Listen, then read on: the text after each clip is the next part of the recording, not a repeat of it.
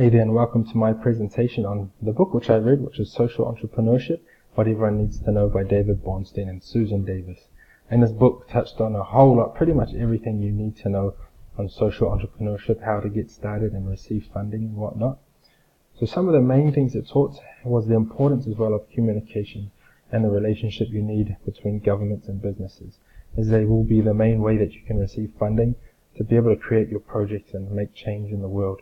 Also, becoming successful as a social entrepreneur and being able to measure that success, which isn't always through money, but it's through changing lives and the sustainability of the project.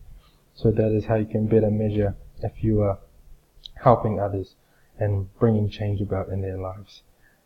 Also shared about some pretty great social entrepreneurs, one being Muhammad Yunus, who created microfinancing, his own bank in Bangladesh, and was able to give bank and money to those people that were struggling, the poor people that weren't able to receive loans from the banks. And he brought about great change over there. Also teaches in the book how to fully understand the laws and rights that affect entrepreneurs. So how to receive more help, I guess, from the government and funding, and that we're able to bring about more change.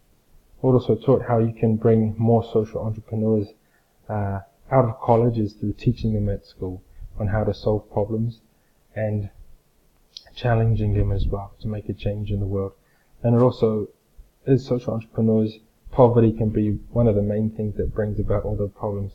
And it stated how the developing countries are majority poorer. So that is a political issue, and that is how you can receive more funding as well from the government. Social entrepreneurs, some of the things that impacted me was that it talked about how social entrepreneurs don't control the major resources, but they learn to leverage the resources that others control. And that is through setting goals, communication with them, and also showing that you can make a slow change. Okay.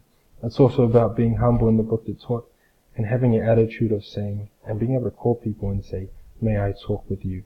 Tell me everything I need to know, with your teachers, students, friends, businesses, governments if possible. And that'll help you to become more effective. And also, James Madison, he taught that the objective of government is the happiness of the people. But they also must understand the means by which that object can be best attained. And that is where social entrepreneurs are hopefully able to fill that void and help out governments more fully by understanding what is better needed as well in communities. Some of the principles that are taught in here also related much to my own project, which I want to create a pig breeding program to help poverty in the Philippines. And I also talked about, of course, connecting more successive governments and businesses to help receive funding and progress as well. Staying with what you believe is something else that it taught. So for me personally, I believe and I want poverty to hopefully not be such a burden for people. So keeping that in mind always will help me to be more successful and to care about the people. Also finding a team that is sincere, so not just friends, but people that actually have a genuine care for the cause, and the problem. Also knowing the requirements is very important. So, and to receive funding in different countries and in the Philippines is where I want to create my project.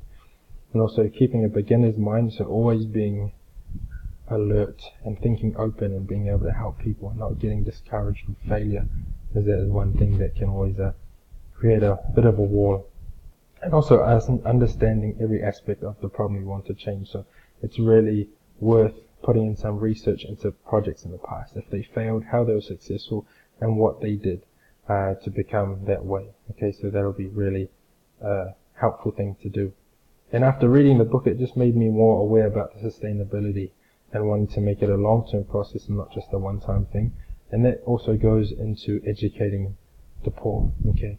So teaching self-reliance and helping them learn how to manage their money and finances at a younger age. Not just thinking of tomorrow, but of the future. Okay. And a goal that I set for that was to research more on current projects that are currently in the Philippines and find out the failures and successes.